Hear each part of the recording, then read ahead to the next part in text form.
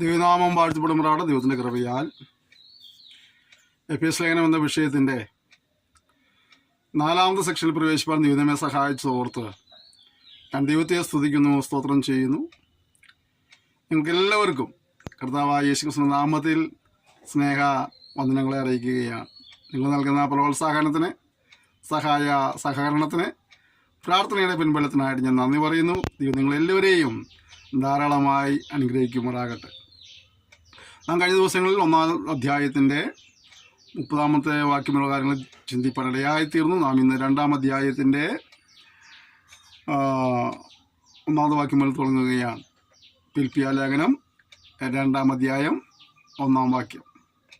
ക്രിസ്തുവിൽ വല്ല പ്രബോധനവും ഉണ്ടെങ്കിൽ, സ്നേഹത്തിൻ്റെ വല്ല ആശ്വാസവും ഉണ്ടെങ്കിൽ, ആത്മാവിൻ്റെ വല്ല കൂട്ടായ്മയും ഉണ്ടെങ്കിൽ, വല്ല ആർദ്രതയും മനസ്സലിവും ഉണ്ടെങ്കിൽ, നിങ്ങൾ ഏക മനസ്സുള്ളവരായി ഏക സ്നേഹം പൂണ്ട് ഐകമത്യപ്പെട്ട് ഏകഭാവമുള്ളവരായി ഇങ്ങനെ എൻ്റെ സന്തോഷം പൂർണ്ണമാക്കുവീൻ.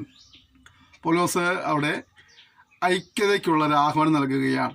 നിങ്ങൾ കർത്താവിൽ നിങ്ങൾ എന്ത് ചെയ്യുന്നു എന്ന് പറഞ്ഞാലും, എന്തെല്ലാം ചെയ്തു എന്ന് പറഞ്ഞാലും, അത് നടുവിൽ ഒരു ഐക്യതയുടെ ആത്മാവ് ഉണ്ടാകണമെന്ന്, ഒരു ഐക്യതയുടെ ബന്ധം ഉണ്ടാകണമെന്നുള്ള കാര്യം പൗലോസോടെ ഊന്നി പറയുകയാണ്. പ്രബോധിക്കുന്നവനാകട്ടെ, ആശ്വസിപ്പിക്കുന്നവനാകട്ടെ, ആത്മാവിൻ്റെ കൂട്ടായ്മ ആകട്ടെ, മനസ്സിലിപ്പും കരുണയും കാണിക്കുന്നവനായിക്കട്ടെ, എന്ത് ആണെങ്കിലും, ക്രിസ്തുവിൽ ചെയ്യുന്ന ഏതൊരു കാര്യമാണെങ്കിലും എന്തുണ്ടാവണം? ഐക്യത ഉണ്ടാകണം എന്നുള്ളതാണ്. എന്തുകൊണ്ട് ഇന്ന് ദൈവസഭയ്ക്കകത്തും കുടുംബങ്ങളിലും പലപ്പോഴും ഐക്യത നഷ്ടപ്പെടുന്നു എന്നുള്ളതാണ് മനസ്സിലാക്കേണ്ടത്, അല്ലേ? പിശാചിൻ്റെ ഏറ്റവും വലിയ തന്ത്രമാണ് അവിടെ ഭിന്നത കൊണ്ടുവരിക എന്നുള്ളത്, കലഹം കൊണ്ടുവരിക എന്നുള്ളത്. ഐക്യത നഷ്ടപ്പെടുത്തുക. അതിനകം തന്നെ പറയുന്നില്ലേ, നിങ്ങൾ 2 പേർ ഐകമത്യപ്പെട്ട് പ്രാർത്ഥിച്ചാൽ, അല്ലെ? എന്തുകൊണ്ടാണ് ഐകമത്യം ഉണ്ടാകാത്തത്? ഞാൻ എന്ന ഭാവം നമ്മിൽ ഉളവാകുന്നത് കൊണ്ട്, എന്നെ കവിഞ്ഞ് വേറെ ആരുമില്ല, ഞാൻ ആണ് ഏറ്റവും ഫസ്റ്റ് എന്നുള്ള നിലയ്ക്കുള്ളതായ ചിന്തകൾ വരുമ്പോഴാണ് മറ്റുള്ളവർ സഹകരിക്കാൻ പഠിക്കുന്നത്, അല്ലേ? അത് ഭൗമിക തലത്തിലുണ്ട്, ആത്മീയ തലത്തിലുണ്ട്. ആത്മീയ തലത്തിൽ ഞാനാണ് ഏറ്റവും നല്ല ആത്മീയൻ, എന്നെ പോലെ വേറൊറ്റ ആത്മീയരില്ല, അതുകൊണ്ട് ഞാൻ മറ്റുള്ളവരോട് കൂട്ടായ്മയില്ല, അല്ലേ? ഒരുമിച്ച് പ്രാർത്ഥിക്കാനുള്ള ബുദ്ധിമുട്ട് എന്താണ്? അപ്പോൾ ഈ ആത്മീയ നീളമുള്ളതിൻ്റെ പേരിൽ ഞാൻ ആത്മീയനെന്ന് മറ്റുള്ളവർ ഭാവിയിൽ പറയുമ്പോൾ ഭാവി ആത്മീയനോടൊന്നും ഒരിക്കലും പ്രാർത്ഥിക്കില്ല. കുടുംബങ്ങളിൽ സംഭവിക്കുന്നു, സഭയിൽ സംഭവിക്കുന്നു, ഐക്യത നഷ്ടപ്പെടുന്നു. അവിടെ ആര് ജയിക്കുന്നു? പിശാച് ജയിക്കുന്നു. എന്താണ് പരിഹാരം? നാം എവിടേക്ക് ഇറങ്ങി വരണം? നമ്മുടെ സ്വയത്തിൽ നിന്ന്, നമ്മുടെ നീളത്തിൽ നിന്ന്, അഹങ്കാരത്തിൽ നിന്ന് മറ്റുള്ളവരെ ശ്രേഷ്ഠന്മാരായി കാണുവാനുള്ളതായ ഒരു മനസ്സ് നമുക്കുണ്ടാകണം. ഞാൻ കഴിഞ്ഞ ദിവസം എനിക്കൊരു കോള് പോന്നു. ഞാൻ സംസാരിക്കുമ്പോൾ ആ വ്യക്തി സകലരെയും കുറ്റം പറയാം. പുള്ളിയുടെ നോട്ടത്തിൽ കൂടി ലോകത്തിൽ ഒരേ ഒരു വിശുദ്ധനേ ഉള്ളൂ, അത് പുള്ളിയാണ്. ബാക്കിയുള്ളവരൊക്കെ പ്രശ്നക്കാർ. അപ്പോൾ കുറച്ച് സമയം എനിക്ക് തന്നെ ഒരു ഇറിറ്റേഷനായി. ഞാൻ കോൾ കട്ട് ചെയ്തു. കോൾ കട്ട് ചെയ്തപ്പോൾ അദ്ദേഹം വീണ്ടും എന്നെ വിളിച്ചു. എനിക്ക് വേറൊരു കോൾ വരുന്നുണ്ട്, ഞാനതുകൊണ്ട് കട്ട് ചെയ്യുകയാണ്. അല്ല, അപ്പോൾ ഫ്രീ ആകുമ്പോൾ വിളിക്കണം. ഞാൻ ഇത് ഓക്കെ പറഞ്ഞ നേരം കോൾ കെട്ടുന്നത്, കുറച്ച് സമയം വീണ്ടും തിരിച്ചു വിളിച്ചു. ഫ്രീ ആയെന്ന് അറിയാൻ വേണ്ടി വിളിച്ചതാണ്. അപ്പം ഞാൻ പറഞ്ഞില്ല. കാരണം എന്താ, അതിന് പറയാനുള്ള മുഴുവനും മറ്റുള്ളവരുടെ മുഴുവൻ കുറ്റങ്ങളാണ്. ആ കൂടി ഒരേ ഒരു പെർഫെക്റ്റ്, അദ്ദേഹം കണ്ടതിൽ ഒരേ ഒരു പെർഫെക്റ്റായ മനുഷ്യൻ അദ്ദേഹം മാത്രമാണ്. അപ്പോൾ അങ്ങനെയുള്ള ആളുകൾ മറ്റുള്ളവർ സഹകരിക്കാൻ പഠിക്കും, അല്ലേ?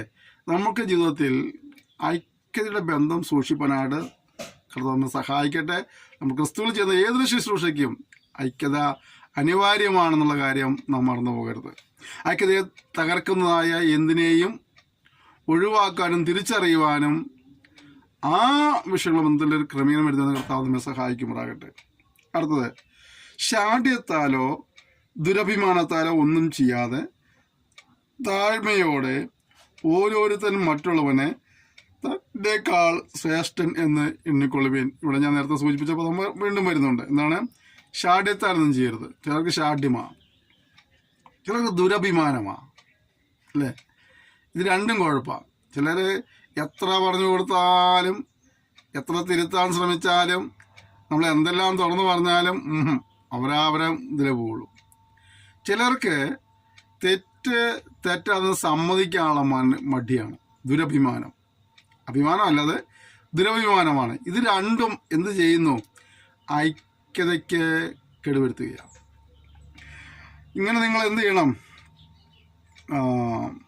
ശാഠ്യത്താലോ ദുരഭിമാനത്താലോ ഒന്നും ചെയ്യാതെ താഴ്മയോടെ ഓരോരുത്തൻ മറ്റുള്ളവനെ തന്നെക്കാൾ ശ്രേഷ്ഠൻ എന്ന് എണ്ണിക്കൊള്ളണം.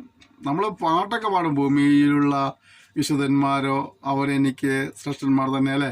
പാട്ടൊക്കെ രസമായി പാടാം. പക്ഷേ നമുക്ക് മറ്റുള്ളവരെ നമ്മളെക്കാൾ ശ്രേഷ്ഠന്മാരായി കാണുവാൻ കഴിയുന്നുണ്ടോ?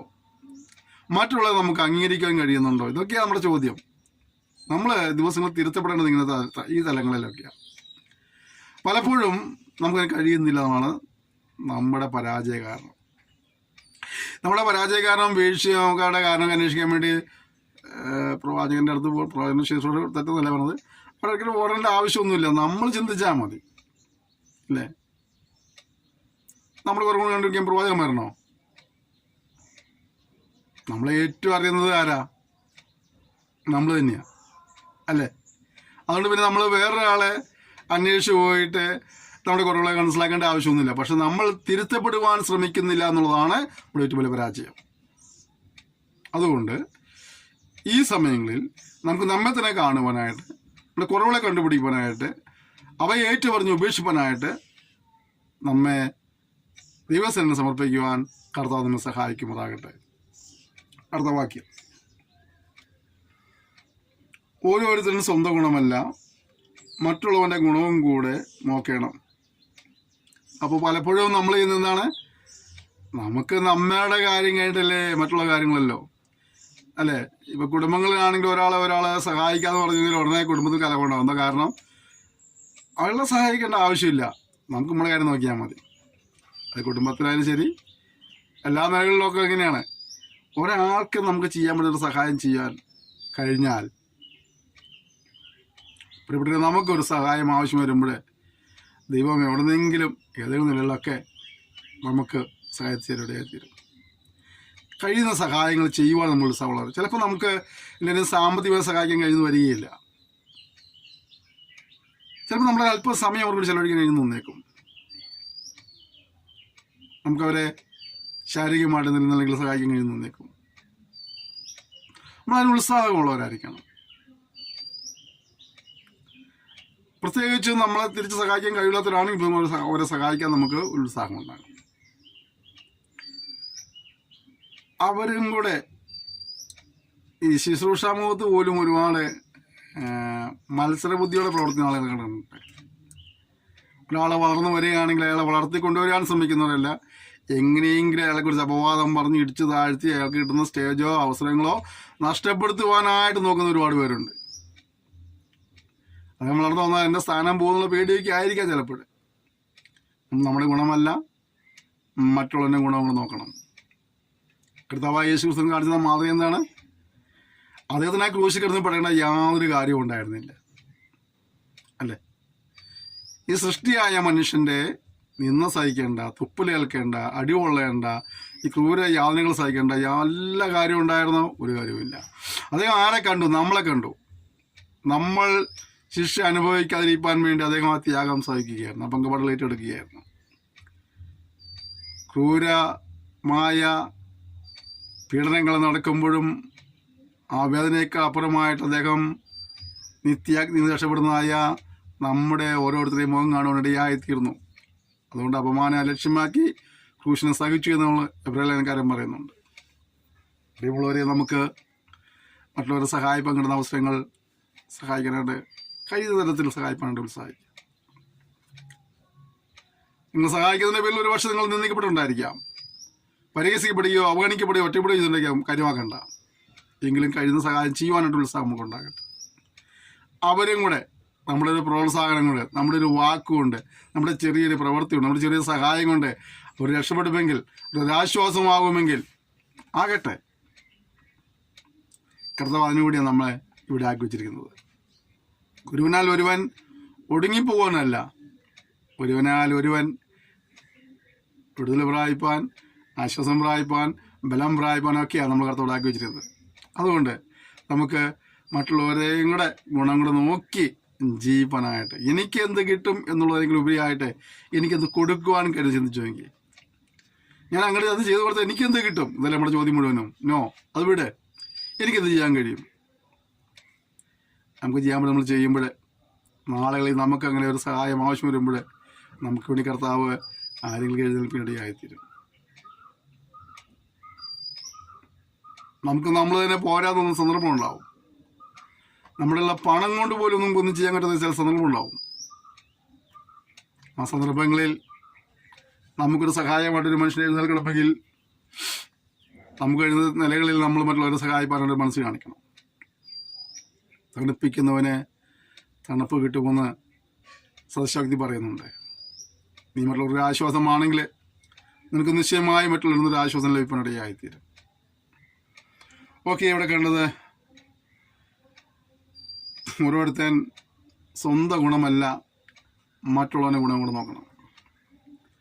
അടുത്ത വാക്യം, 5-ാം വാക്യം, ക്രിസ്തുയേശുവിലുള്ള ഭാവം തന്നെ നിങ്ങളിലും ഉണ്ടായിരിക്കട്ടെ. എന്താ ഭാവം എന്ന് പറഞ്ഞാൽ ആറ്റിറ്റ്യൂഡ്, സ്വഭാവം അല്ലേ? യേശുക്രിസ്തുവിൻ്റെ സ്വഭാവം എന്തായിരുന്നേ? അദ്ദേഹത്തിൻ്റെ മനോഭാവം എന്തായിരുന്നേ? ആ മനോഭാവത്തിൽ നമ്മൾ വരേണ്ടത്. യേശുക്രിസ്തു ഭൂമിയിലായിരിക്കുന്ന സമയം നമുക്കറിയാം. നമ്മുടെ സമൂഹം ഏറ്റവും വെറുക്കപ്പെട്ട ആളുകളാണ് ഈ ചുങ്കക്കാർ. സമൂഹം മാറ്റി നിർത്തുന്ന ആളുകളാണ് കുഷ്ഠരോഗികൾ. സമൂഹം വെറുക്കുകയും കല്ലിരം ചെയ്യുന്ന ആളുകളാണ് വേശ്യാവൃത്തി ചെയ്യുന്നവർ അല്ലേ? അവരൊക്കെ സമൂഹം ആ കാലഘട്ടങ്ങളിൽ അവരുമായിട്ട് സഹവാസമില്ലാതെ മാറ്റി നിർത്തുന്ന ആളുകളായിരുന്നു. പക്ഷേ കർത്താവ് ഭൂമിയിൽ വന്നപ്പോൾ മാറ്റി നിർത്തപ്പെട്ടവരെ മാറോട് ചേർത്ത് നിർത്തി എന്നുള്ളതാണ്.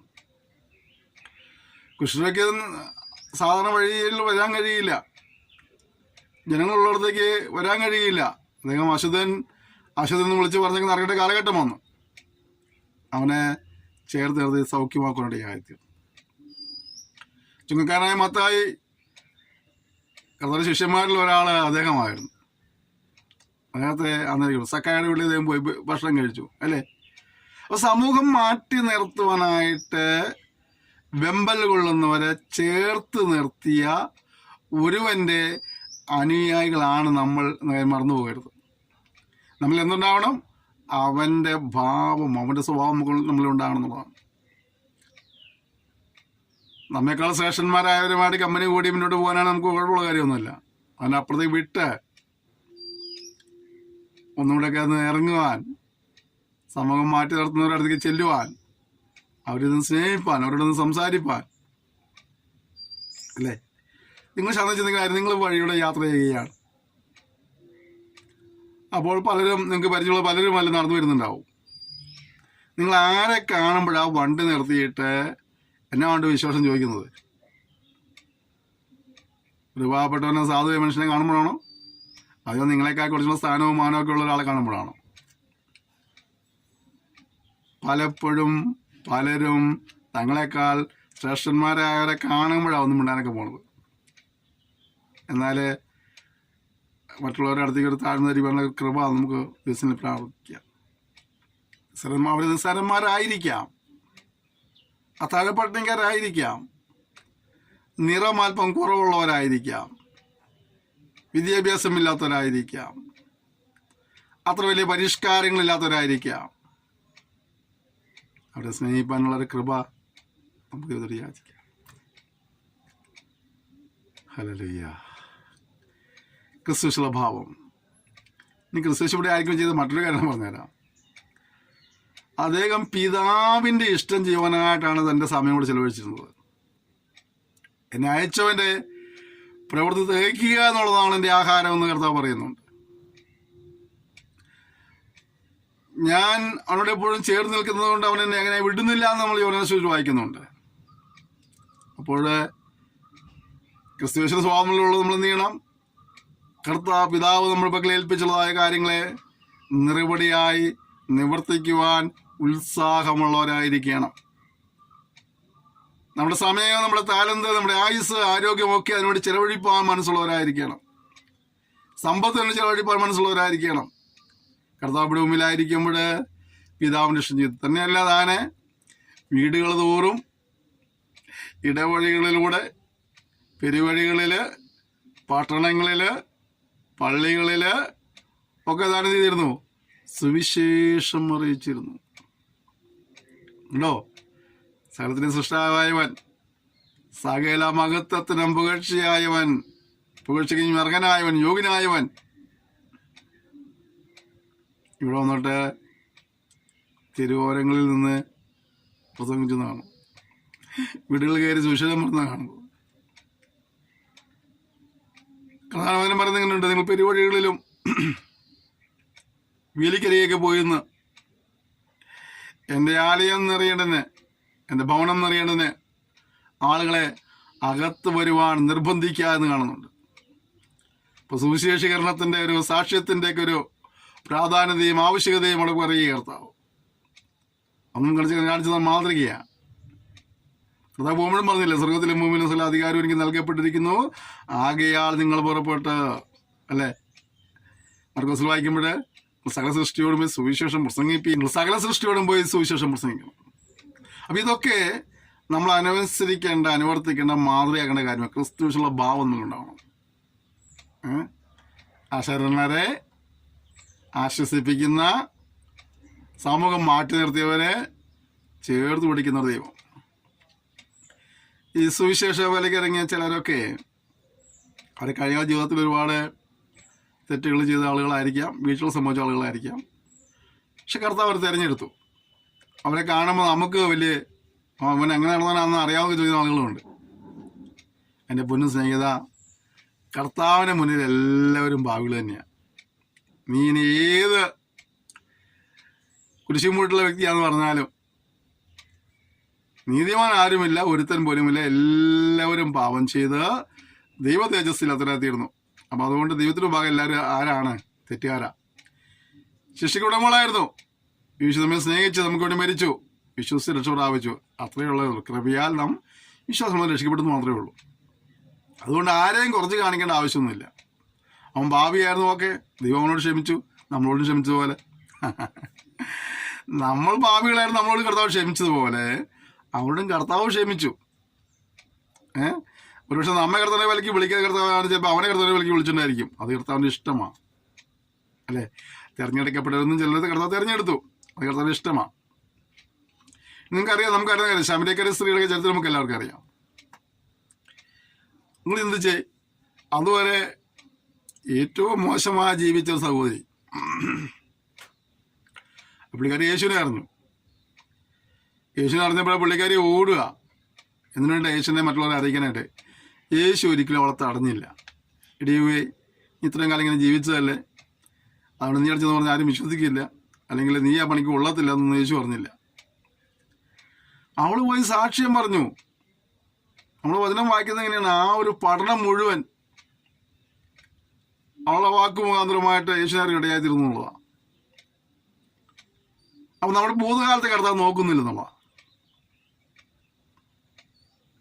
അപ്പൊ അതുകൊണ്ട് നാം ഓരോരുത്തരും കർത്താവിൻ്റെ മക്കളെ കാണുമ്പോൾ, ദൈവമക്കളെ കാണുമ്പോൾ, വിശ്വാസികളെ കാണുമ്പോൾ നമ്മൾ മതിൽക്കെട്ടുണ്ടാക്കി വേർതിരിവുണ്ടാക്കിയിട്ടൊന്നും നമ്മൾ വേറെ ഒന്നും നിൽക്കേണ്ട ആവശ്യമൊന്നുമില്ല. കർത്താവ് അവരെ സ്നേഹിച്ചു, നമ്മളെ സ്നേഹിച്ചു. കർത്താവ് അവരോട് കരുണ കാണിച്ചു, നമ്മളും കരുണ കാണിച്ചു. ആർക്കും പ്രശംസിക്കാനൊന്നുമില്ല. ഒരു ജഡവും പ്രശംസിക്കാതിരിക്കേണ്ടതെന്നാണ് പറഞ്ഞത്. അപ്പോൾ നമുക്കിവിടെ വേറെ പ്രത്യേകിച്ച് പ്രശംസിക്കാനൊന്നുമില്ല. നമുക്ക് പറയാം, ഞാൻ കുരിശുമൂട്ടിലെ കുടുംബത്തെയാണ്, അല്ലേ? നമ്മളങ്ങനെ നമുക്ക് നേട്ടങ്ങൾ പറയുന്ന, നമ്മുടെ പുകഴ്ച പറയുന്ന ഒരുപാട് കാര്യങ്ങളൊക്കെ ഉണ്ട്. അതൊന്നും ദൈവത്തിന് വില പോകുന്ന കാര്യങ്ങളല്ല. ഞാൻ ഈ കാര്യം കൃപയെല്ലാം മനസ്സിലാക്കിക്കൊണ്ട് മറ്റുള്ളവരെയും കൂടെ നമ്മളിൽ കാണുവാൻ, സ്നേഹിപ്പാൻ, ആദരിപ്പാൻ, ബഹുമാനിപ്പാനുള്ള കൃപ ദൈവത്തോട് യാചിച്ച് വാങ്ങുക. ക്രിസ്തുവേശുള്ള ഭാവം തന്നെ നിങ്ങളുണ്ടാകട്ടെ.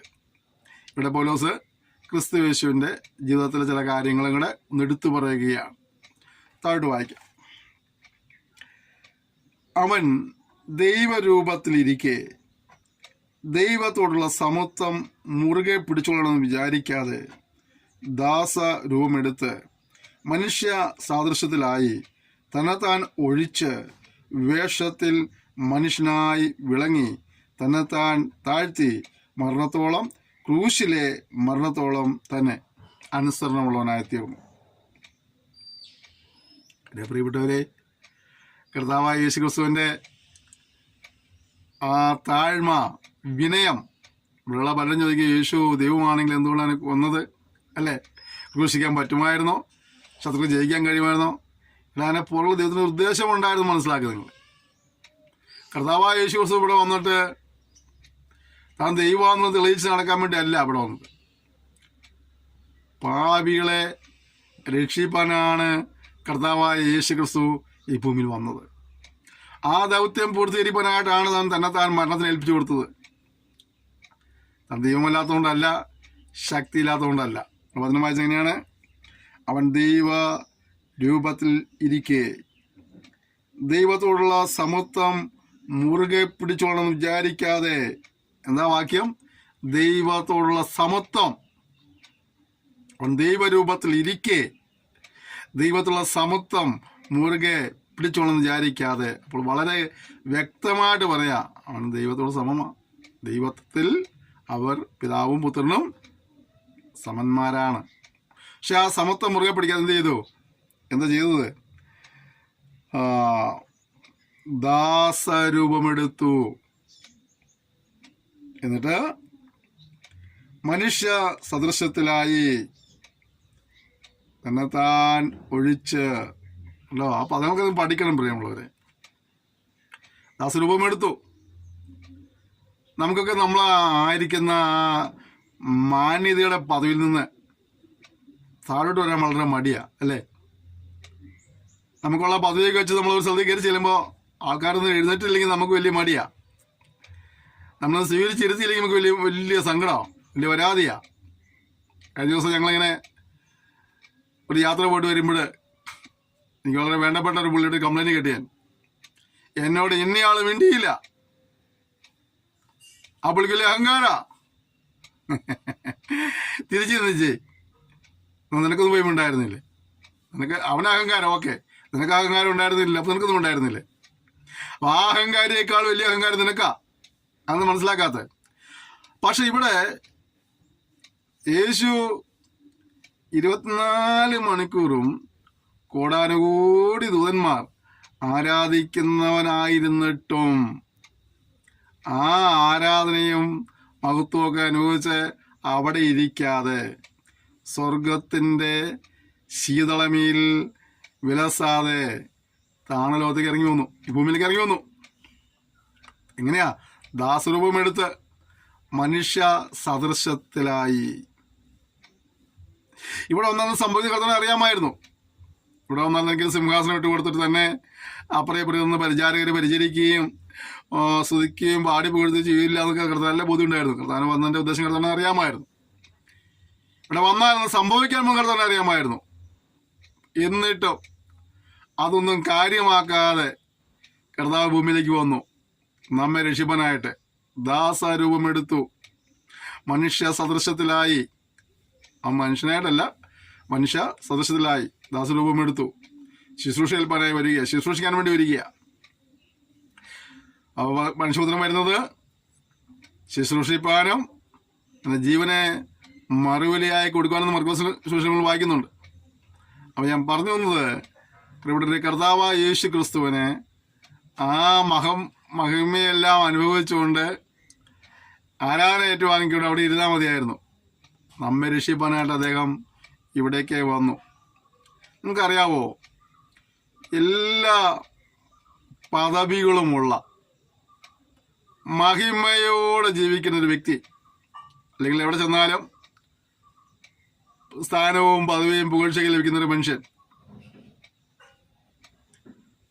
ഒരു സ്ഥലത്ത് വന്നിട്ട് ആരാലും അറിയപ്പെടാതിരിക്കുക എന്നുള്ളത് സങ്കടമുള്ള കാര്യമല്ലേ?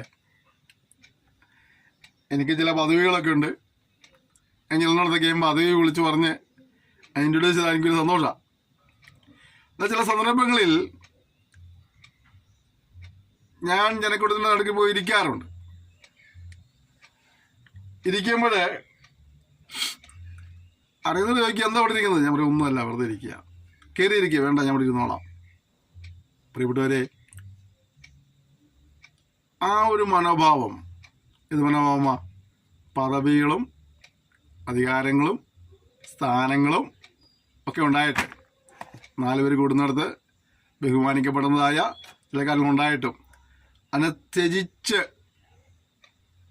അത് വേണമെന്ന് വെച്ചുകൊണ്ട് സാധാരണക്കാരുടെ ഇടയിൽ ഇരിക്കുക എന്നുള്ളത് എനിക്കിരിക്കുന്ന വിശ്വാസമാരെ കണ്ടിട്ടുണ്ട്. ഞാൻ എനിക്കിരിക്കുന്ന നേതാക്കന്മാരെ കണ്ടിട്ടുണ്ട്.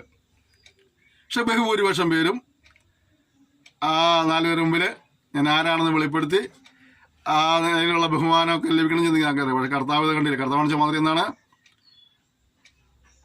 അവൻ ആ മഹത്വത്തേക്ക് പെട്ടെന്ന് വെച്ചിട്ട് ലോകത്തേക്ക് വന്ന് ദാസരൂപം എടുത്തു, മനുഷ്യ സദൃശ്യത്തിലായി. ആ ക്രിസ്തുവിൻ്റെ ഭാവമാണ് നമ്മൾ വേണ്ടത്. ഞാൻ ശുശ്രൂഷിക്കണമെന്ന് പറഞ്ഞു നിൽക്കുന്നതായ ഭാവമല്ല, ഞാൻ ശുശ്രൂഷിക്കാമെന്ന് പറഞ്ഞൊരു ഭാവത്തിലേക്കാണ് നമ്മൾ വരേണ്ടത്. അല്ലേ? എന്നെ എടുത്തുകൊണ്ട് പോയി അവിടെ സ്റ്റേജിൽ കൊണ്ട് ഇരുത്തി അല്ല, ഞാൻ ഒരു ദാസനായി മറ്റുള്ള ശുശ്രൂഷിക്കാമെന്നൊരു മനോഭാവത്തിൽ വരാൻ കഴിഞ്ഞാൽ എന്നെ പരിപാടിയില്ല. ദൈവത്താൽ ലഭിച്ച പദവിയിലാണ് നമുക്ക് എന്ത് പദവിയുള്ളത്? ദൈവത്താൽ ലഭിച്ച സ്ഥാനങ്ങളല്ല നമുക്ക് എന്ത് സ്ഥാനങ്ങളാണ് ഉള്ളത്? കൃപയെ ലഭിച്ചതല്ലേ? കൃപയെ ലഭിച്ചതാ. കാരണം നമ്മുടെ ക്വാളിറ്റി കൊണ്ടൊന്നുമല്ല. ഞാൻ ഇപ്പോൾ വഹിക്കുന്ന പദവികളൊന്നും എൻ്റെ ഗുണം കൊണ്ടോ എൻ്റെ വിശുദ്ധിയുടെ ആഴം കൊണ്ടോ എൻ്റെ പ്രാർത്ഥനയുടെ നീളം കൊണ്ടോ അല്ലെങ്കിൽ വിശ്വാസത്തിൻ്റെ കാഠിന്യം കൊണ്ടോ ഒന്നും കിട്ടിയതല്ല. വിദ്യാഭ്യാസത്തിൻ്റെ കൊണ്ടോ തിയോളജിപരമായുള്ള വിദ്യാഭ്യാസം കൊണ്ടോ ഒന്നും ലഭിച്ചതല്ല. ദൈവത്തിൻ്റെ കൃപയാൽ ദൈവം ചില സ്ഥാനങ്ങൾ തന്നു, ചില പദവികൾ തന്നു എന്ന് മാത്രമേ ഉള്ളൂ. എനിക്കത് എപ്പോഴും എന്നെ ചിന്തിപ്പിക്കുന്നൊരു കാര്യമാണ്. അതിനൊന്നും ഞാൻ വ്യക്തിപരമായ അർഹനല്ലായിരുന്നു. അവൻ്റെ കരുണയാൽ എൻ്റെ കൃപയിൽ ലഭിച്ചതാണ്. ഞാൻ പറയട്ടെ, നമുക്ക് എന്തെല്ലാം പദവികളുണ്ടെങ്കിലും സ്ഥാനങ്ങളുണ്ടെങ്കിലും ഒക്കെ ദൈവത്തിന് കൃപയാൽ ലഭിച്ചതാണ്. കൃപയാൽ ലഭിച്ചത്. അതുകൊണ്ട് നമ്മൾ ആ സ്ഥാനങ്ങളുടെ നടുവിൽ നമ്മൾ വിനയമുള്ളവരായി തീരുക, താഴ്മയുള്ളവരായി തീരുക, ദൈവത്തോട് നന്ദിയുള്ളവരായി തീരുക എന്നുള്ളതാണ് നമ്മളിത്. അതിന് നമ്മൾ ശ്രമിക്കേണ്ടത്. ഭാവം എന്തായിരുന്നേ? എല്ലാ മഹിമയ്ക്കും യോഗ്യനായവൻ, ആരാധനയ്ക്ക് യോഗ്യനായവൻ, സകല സൃഷ്ടിയുടെയും പുകഴ്ചയ്ക്ക് യോഗ്യനായവൻ, ഇതാ എല്ലാവരാലും വെറുക്കപ്പെട്ടവനായിട്ട്, ത്യജിക്കപ്പെട്ടവനായിട്ട്, നിന്ദിക്കപ്പെട്ടവനായിട്ട്, പരിഹസിക്കപ്പെട്ടവനായിട്ട് മാറുവാൻ വേണ്ടി ഈ ഭൂമിയിലേക്ക് ഇറങ്ങുവാൻ വേണ്ടിയായിത്തീർന്നുള്ളതാണ്. അവനെ അറിഞ്ഞില്ല ആളുകൾ. അവൻ ആരോടും അങ്ങനെ എനിക്ക് സിംഹാസനമാണെന്ന് പറയുകയും ചെയ്തില്ല. അവരിലൊരാളായി അവരുടെ കൂടെ നടന്നു.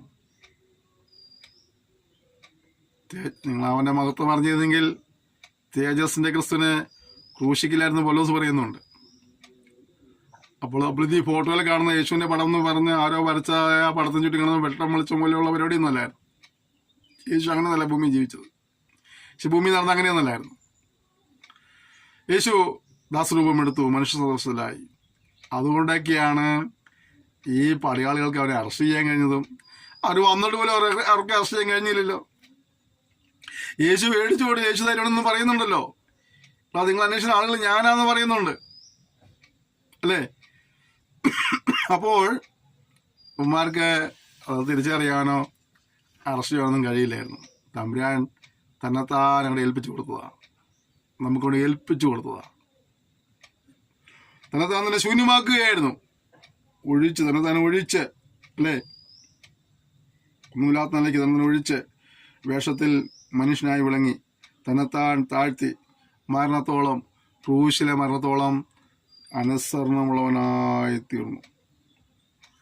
പ്രിയപ്പെട്ടവരെ, പിതാവിൻ്റെ സന്നിധിയിൽ നിന്ന് ഇവിടെ ഇറങ്ങി വന്നു നമുക്ക് രക്ഷിപ്പാനായിട്ട് കഷ്ടപ്പെടാൻ സഹിച്ച കർത്താവ് ക്രൂശിലെ മരണത്തോളം അനുസരണമുള്ളവനായി തീർന്നു.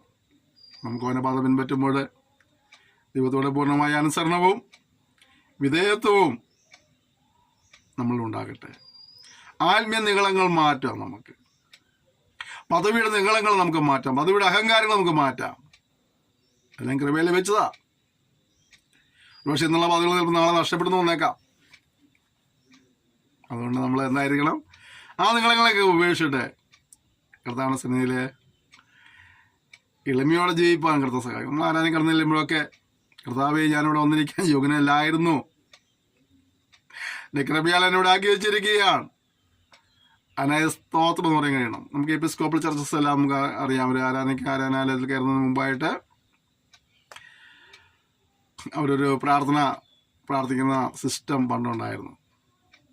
ഇപ്പോൾ ആളുകൾക്കൊക്കെ അറിയുമോയെന്ന് എനിക്കറിയില്ല, അത് ചെയ്യുന്നുണ്ടെന്ന് എനിക്കറിയത്തില്ല. പക്ഷേ പണ്ട് അവർ പറയും, ഞാൻ ഈ അല്ലി പ്രവേശിക്കുമ്പോൾ എൻ്റെ തെറ്റുകളെന്നോട് ക്ഷമിക്കണം, ഞങ്ങളേറ്റുന്ന ആരാധന പ്രസാദമായി തീരുവാനും കൃപ കാണിക്കണം എന്ന ആശയം വരുന്നതായ ഒരു പ്രാർത്ഥന ചൊല്ലിയിട്ടാണ് അവരെ ആലയത്തിൽ പ്രവേശിക്കുകയുള്ളൂ. ആലയത്തിനകത്ത് പ്രവേശിക്കുന്ന മുമ്പ് തന്നെ ഭക്തിയോടെ ആ പ്രാർത്ഥന ചൊല്ലി ഒരു ക്രമീകരണത്തോടെ ആലയത്തിൽ പ്രവേശിക്കുന്നതായ ഒരു സിസ്റ്റം എപ്പിസ്കോപ്പൽ ചർച്ചസിനെല്ലാം ഉണ്ട്. നമ്മളൊരു ദൈവത്തിന് സ്വന്തം ആളുകളായതുകൊണ്ട് നമ്മൾ വന്നിരിക്കണമെന്ന് നമുക്ക് യാതൊരു മടിയില്ല. ചുമ്മാ വന്നിരുന്ന് സിനിമാ തിയേറ്ററിൽ ഇരിക്കുന്ന ഒരുപാട് പുള്ളികളെയും കണ്ടിട്ടുണ്ട്. ദൈവത്തിൻ്റെ ആലയത്തിലാണ് ഇരിക്കുക എന്നുള്ള ചിന്ത പോലും ഇല്ലാതിരിക്കുന്ന ഒരുപാട് പേരെയും കണ്ടിട്ടുണ്ട്. വിദ്യാചാരിയും ഇരുന്നിറങ്ങിയും കാല് നീട്ടിയും, ഞാൻ സുഖമില്ലാത്തവരുടെ കാര്യമല്ല പറഞ്ഞത്. കാലിൻ്റെ മുട്ട് വേനയുള്ളവരും കാല് നീട്ടിയിരിക്കുന്നതിന് തെറ്റ് പറയാൻ പറ്റില്ല, അല്ലെങ്കിൽ അവനൊന്നും കസരക്ക് ഇരിക്കുന്നത് തെറ്റ് പറയാൻ പറ്റില്ല. ഞാൻ അവരെയല്ല ഉദ്ദേശിക്കുന്നത്. അപ്പോൾ നമുക്ക് നമ്മുടെ ആൾക്കാർക്ക് സത്യത്തിൽ ദിവസങ്ങൾ നിനക്കൊരു ബഹുമാനമൊക്കെ വളരെ കുറവാണ്. എല്ലാവരും അല്ല, എങ്കിലും ഇങ്ങനെയുള്ളവരില്ലാതില്ല. ദിവസം ചെല്ലുമ്പോൾ നമുക്കറിയണം, നമ്മൾ ദിവസം വരുവാനായിട്ട് യാതൊരു യോഗ്യത ഉണ്ടായിരുന്നില്ല. അവനെ പിതാവ് എന്ന് വിളിക്കുവാനായിട്ട്, അവനെ ആരാധിപ്പാനായിട്ട്, അവനെ മക്കളായി തീരുവാനായിട്ട്, അവനെ അനുഗ്രഹങ്ങൾ പ്രാപിപ്പാനായിട്ട് ഒരു യോഗ്യത ഉണ്ടായിരുന്നില്ല. കൃപ ലഭിച്ചതാ. എന്നോട് ചെന്നിരിക്കുന്ന ദിവസം കിടന്ന് ചെല്ലുമ്പോൾ ഞാൻ ഇവനേക്കാളും ബെറ്റർ, ഞാൻ ഇവളേക്കാളും ബെറ്റർ എന്ന് പറഞ്ഞിട്ട് അപ്പുറേ ഇരിക്കുന്ന ആളെ നോക്കിയിട്ട് രണ്ട് മുടിഞ്ഞ വാവുകൾ നൽകി വന്നിരിക്കുക ചെന്നതിൽ നിന്നിരിക്കരുത്. എൻ്റെ മുന്നിൽ പറയുന്ന മുടിഞ്ഞ ഭാവികളാണ്, എൻ്റെ ഇടത്ത് വളർത്തുന്ന മുടിഞ്ഞ ഭാവികളാണ്, ഞാൻ മാത്രമേ ഉള്ളൂ പെർഫെക്റ്റ് എന്ന് ചിന്തിക്കരുത്. അവരും കൃപയാൽ നീയും കൃപയാൽ നീ ദൈവത്തോട് നന്ദിയുള്ളവരായിരിക്കുക എന്നുള്ളതാണ്. ഓക്കെ, അടുത്തത് ഞാൻ അനുസരണമുള്ളവനായി തീർന്നു, അതുകൊണ്ട് ദൈവവും അവനെ ഏറ്റവും ഉയർത്തി. എന്നിട്ട് എന്ത് ചെയ്തു? സകല നാമത്തിന് മേലായ നാമം നൽകി. അങ്ങനെ യേശുവിന്റെ നാമത്തെങ്കിൽ സ്വർലോകരുടെയും ഭൂലോകരുടെയും അധോലോകരുടെയും മുഴങ്കാലൊക്കെയും മടങ്ങുകയും എല്ലാ നാവും യേശു ക്രിസ്തു കർത്താവെന്ന പിതാവായ ദൈവത്തിന്റെ മഹത്വത്തിനായി ഏറ്റുപറയുകയും ചെയ്യേണ്ടി വരും. മഹിമകളെ വെടിഞ്ഞ് താഴെ ലോകത്തേക്ക് ഇറങ്ങി വന്നവൻ, നമുക്കൂടി യാഗമായി തീർന്നവൻ, ഇന്ന് സഹിച്ചവൻ, പരിഹാസമേറ്റവൻ, അവൻ ക്രൂശിലെ മരണത്തോളം അനുസരണമുള്ളവനായി തീർന്നുകൊണ്ട് പിതാവായ ദൈവം ചെയ്തു അവനെ ഏറ്റവും ഉയർത്തുവാനിടയായിത്തീർന്നു. വിനയമുണ്ടെങ്കിൽ, താഴ്മയുണ്ടെങ്കിൽ ദൈവം നമ്മളെ ഉയർത്തുവാനിടയായിത്തീരും. തക്ക സമയത്ത് നിങ്ങളെ ഉയർത്തുന്നവനാകിയാൽ അങ്ങനെ ബലമുള്ള കൈക്കീഴ് താണിരിപ്പീൻ എന്ന് പറഞ്ഞാൽ നമുക്കുള്ളതാണ്.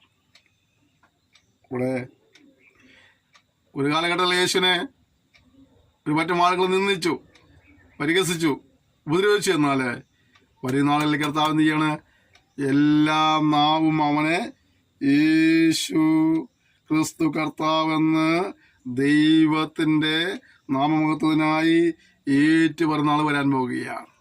എന്നോട് പറയാൻ ആഗ്രഹിച്ചൊരു കാര്യം, ജീവിത പ്രകാരമുള്ള ഒരു കഷ്ടതയോ പ്രയാസമോ പ്രതികൂലമോ ഒക്കെ അനുഭവിക്കുന്നതെങ്കിൽ കർത്താവ് പറഞ്ഞ കാര്യങ്ങൾ ചെയ്യുന്നതിൻ്റെ പേരിൽ, കർത്താവിനെ സേവിക്കുന്നതിൻ്റെ പേരിൽ, അവനെ ആരാധിക്കുന്നതിൻ്റെ പേരിലൊക്കെ അതിൽ നിലയിലുള്ള കഷ്ടവും പ്രയാസവും പ്രതികൂലമൊക്കെ ഉണ്ടായിട്ടുണ്ടെങ്കിൽ ഓർക്കേണ്ട കാര്യം ഞാൻ പറയട്ടെ, നിശ്ചയമായും ദൈവത്താൽ നിനക്കൊരു ഉയർച്ച ഉണ്ടാകും, ഒരു നന്മയുണ്ടാകും, ഒരു അനുഗ്രഹമുണ്ടാകും. അതുകൊണ്ട് നിരാശപ്പെട്ടു പോകാതെ അവൻ അനുവദിക്കുന്ന എല്ലാ സാഹചര്യങ്ങളിലും അവനെ സേവിച്ച് അവനുടെ നിലകൊണ്ട് ജീവിതത്തിനെ സമർപ്പിക്കാൻ സഹായിക്കട്ടെ.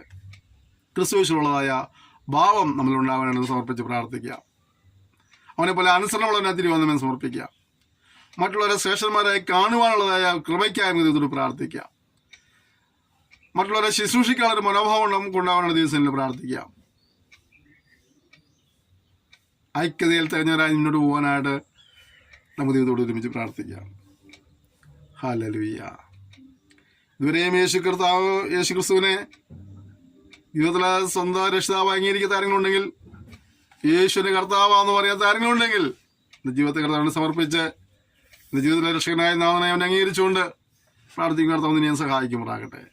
സ്വർഗീയ പിതാവ് ഇതെന്ന സെക്ഷനായി സ്തോത്രം ചെയ്യുന്നു. നിങ്ങൾ സംസാരിപ്പാനിടയായി തീർന്നല്ലോ. പോരാത്തത് പരിശുദ്ധ പൂരിപ്പിക്കുമാറാകണമേ. ജനത്തെ നീ അനുഗ്രഹിക്കുമാറാകണമെന്ന് പ്രാർത്ഥിക്കുന്നു.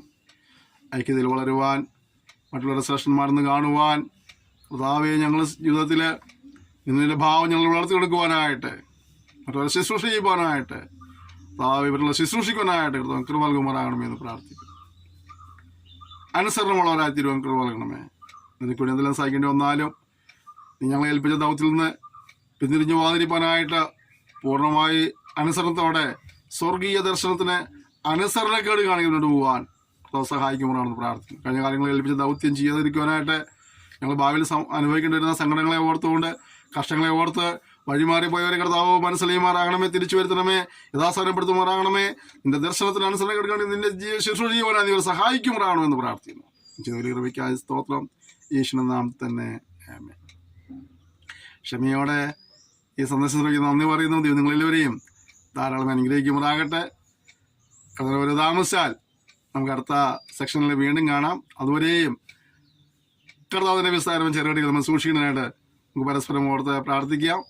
എല്ലാ സഹകരണത്തിനും, എല്ലാ പ്രോത്സാഹനത്തിനും നന്ദി പറയുന്നു. തുടർന്നും ശുശ്രൂഷ കൊടുത്ത് പ്രാർത്ഥിക്കുക, സന്ദേശങ്ങൾ പങ്കുവയ്ക്കുക. Thank you. May God bless U.